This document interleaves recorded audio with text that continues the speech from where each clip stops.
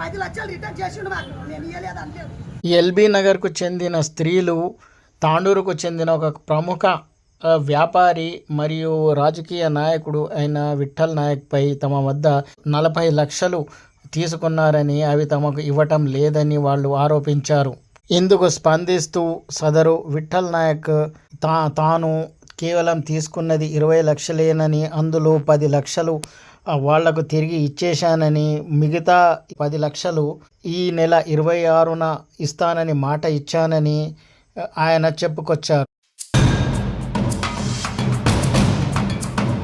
దీనికి సంబంధించి విఠల్ నాయక్ను ప్రశ్నించగా తాను వాళ్ళ దగ్గర తీసుకున్నది 20 లక్షలని, ఆ 20 లక్షలకు గాను 10 లక్షలు తాను తిరిగి ఇచ్చేశానని, మిగతా డబ్బు 10 లక్షలు ఈ నెల 26న ఇచ్చేస్తానని వాళ్ళకు మాట ఇచ్చినా కూడా దీన్ని రాద్ధాంతం చేస్తూ కొందరు రాజకీయాలకు పాల్పడుతున్నారని వాపోయారు.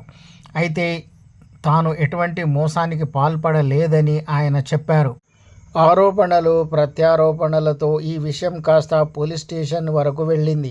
అక్కడ పోలీసులను ఆశ్రయించగా మరి పోలీసులు ఇది రాజేంద్ర నగర్లో జరిగిన ఘటన కనుక అక్కడనే తెలుసుకోవాలని, ఆ విషయాన్ని అక్కడే చూసుకోవాలని చెప్పినట్లు తెలుస్తుంది. విఠల్ నాయకుడు పరిచయమైంది ఎట్లా అంటే బోకర్ దొరగా పరిచయమైంది. బోకర్ దొరగా పరిచయం అయితే టెన్నర్ కానీ అమౌంట్ అడిగిండు. అమౌంట్ అడిగితే అంది ఏమేమి ఉంది, ఏం బిజినెస్ చేస్తానంటే నాకు మస్తుగా ఉన్నాయి ఆస్తులు అన్నారు విఠల్ నాయకుడు. ఏం ఆస్తులు ఉన్నాయంటే హాస్పిటల్ ఉన్నాయి, ఫంక్షన్ హాల్ ఉన్నాయి, బస్సులు ఉన్నాయి, హైదరాబాద్లో ఇండ్లు ఉన్నది, హైదరాబాద్లో హాస్పిటల్ ఉన్నాయి అని చెప్పిండు. పోయి వచ్చినాం, ఇంటికి వచ్చితే వాళ్ళు అన్న కొడుకు చూపించిండు. ఆయన రాలేదు, అన్న కొడుకు వచ్చి చూపించిండు. ఫంక్షన్ హాల్ చూపించిండు, బస్సులు చూపించిండు, ఇండ్లు చూపించిండు. చూపించే మాకు పంపించిండు. మళ్ళీ వచ్చి ఇంట్లోనే డబ్బులు ఇచ్చాను, 40 లక్షలు ఇచ్చిన, 20 లక్షలు ఒకసారి ఇచ్చిన, 20 లక్షలు ఒకసారి ఇచ్చిన విఠల్ నాయక్ ఇచ్చిన సార్. నేనంటే వచ్చినప్పుడల్లా అసలు కలిసేదే లేదు, వచ్చినప్పుడల్లా కలిసిందే లేదు, మాట్లాడలేదు. మాటలు ఫోన్ ఎత్తితే కట్ చేస్తాడు. ఫోన్ ఎత్తే 40కి 20 లక్షలు ఎక్స్ట్రా వేసి 60 లక్షలు ఇస్తామన్నాడు. నెలకి ఇస్తాన్నాడు సార్.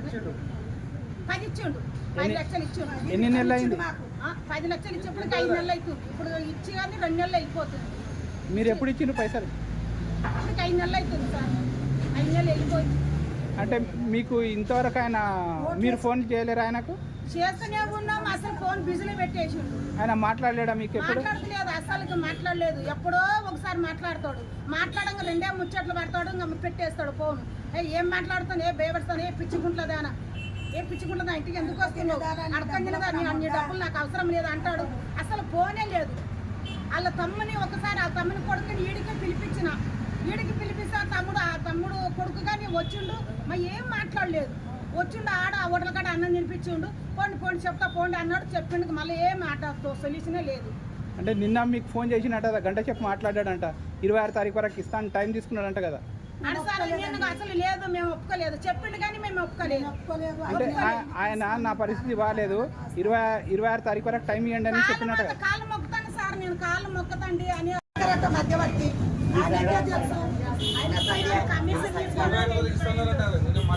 ఎప్పుడు సార్ 5 నెలలు సార్ వచ్చి మాట్లాడినప్పుడు ఇస్తానమని కాళ్ళు మొక్కినాం సార్. మేము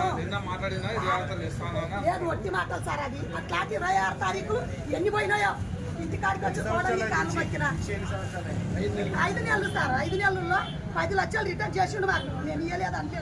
10 లక్షలు రిటర్న్ చేసి 10వ తారీఖు వస్తే 2 వెళ్ళి 3 నెలలు నడుస్తుంది రిటర్న్ చేసి. ఇంకా అప్పటి నుంచి తిరుగుతున్నాం సార్. ఆడపిల్లలకి కాలిపోతా సార్, ఏడుండబట్టి బొంబాయిలు ఉండ అంటాడు, బిడ్డ కాటిపోతే ఒక మాట, కొడలు ఒక మాట.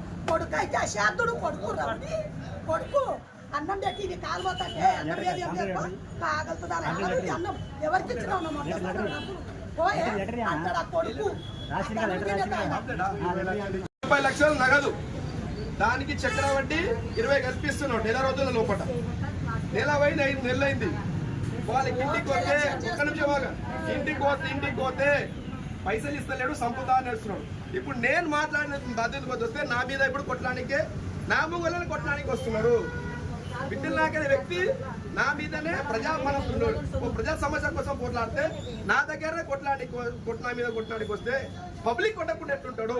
వాళ్ళ భయం ఉంది, వాళ్ళ ప్రాణహాని ఉంది, పోలీస్ మిత్రులకు కంపల్సరీ వాళ్ళ మీద చర్య తీసుకున్నాలే.